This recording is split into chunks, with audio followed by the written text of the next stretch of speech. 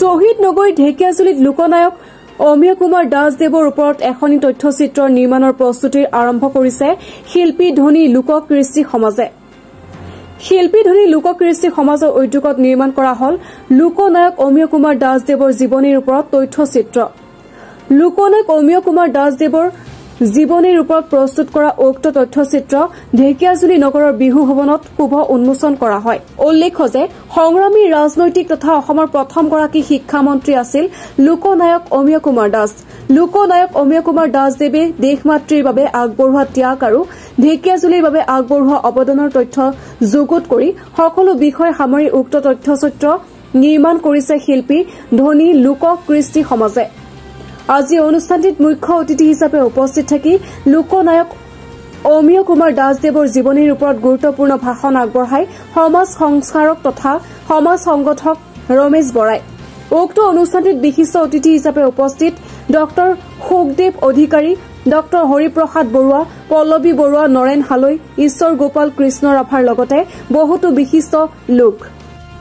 উক্ত উন্মোচনী কাৰ্যসূচীত সকলোৱে অংশগ্ৰহণ কৰাত অনুষ্ঠানটিৰ মূল উদ্যোক্তাসকলে ক্ৰমে লেখক পৰিচালক মুনীন্দ্ৰ নীল ডেকা, সহযোগী মানৱজ্যোতি নাথ, হিৰণ্য বৰা, প্ৰমোদ ভূমিজ, অজয় দাস, ৰূপক ভূঞাৰ লগতে সকলো সদস্যই সকলোলৈ কৃতজ্ঞতা জ্ঞাপন কৰে। আমি শিল্পীসকলক ধন্যবাদ জ্ঞাপন কৰিছোঁ এইকাৰণে যে তেওঁলোকে নামটোৱে দিছে মানে শিল্পী ধনী।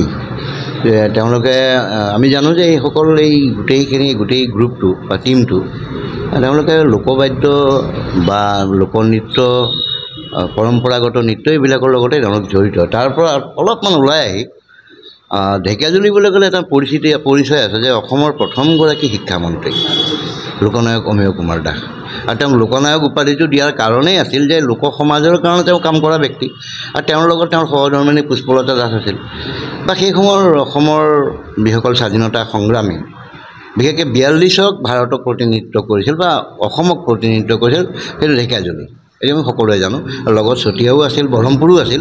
কিন্তু ঢেকিয়াজুলিত এটা মানে বিশেষ গুৰুত্বপূৰ্ণ কথা এইটো যে তেওঁ সেই সময়ত ঢেকিয়াজুলি যিসকল শ্বহীদ হৈছিল তেওঁলোকে আত্মজা দিম বুলি আহিছিল স্বাধীনতাৰ কাৰণে।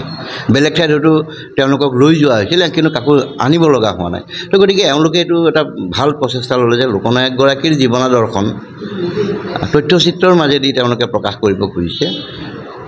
প্ৰথম প্ৰচেষ্টা।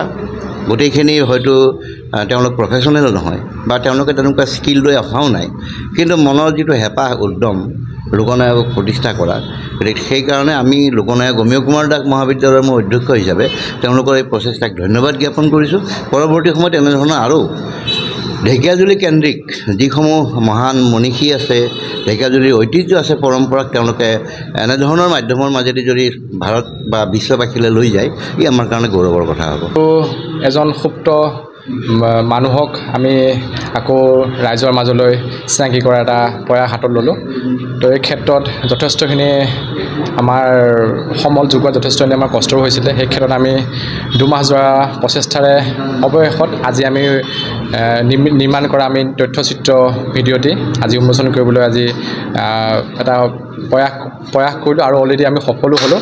এই ক্ষেত্ৰত মই নিজে আৰু দলটোৰ ফালৰ পৰা মই ধন্যবাদ যে এজন এনেকুৱা মানুহক আমি আকৌ নৱপ্ৰজন্মৰ আগত তেখেতৰ যিমান মহান কৰ্ম, সেই কৰ্মবিলাক যেন আমি দাঙি ধৰিব পাৰিছোঁ আৰু এই ভিডিঅ'টিৰ জৰিয়তে যাতে আগৰ প্ৰজন্মই বা এতিয়াৰ যিবিলাক নৱপ্ৰজন্মই যে গম পাওক যে এনে এজন মানুহে ঢেকিয়াজুলিৰ ইতিহাসত কি অৱদান আগবঢ়াই থৈ গ'ল আৰু কেনেকুৱা কামেৰে আমাৰ ঢেকিয়াজুলিখনক এখন জাকত জিলিকা শ্বহীদ নগৰী ঢেকিয়াজুলিৰ কাৰণে নামে ৰূপান্তৰিত কৰিবলৈ কাৰণে যি অকণমান সামান্য অৱদান সামান্য বুলি ক'লে ভুল হ'ব, যি ডাঙৰ অৱদান আগবঢ়ালে।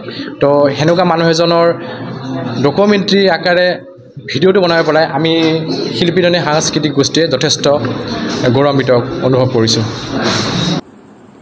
ঢেকিয়াজুলিৰ পৰা পংকজ কুমাৰ নাথৰ ৰিপৰ্ট, নিউজ 24 এনি।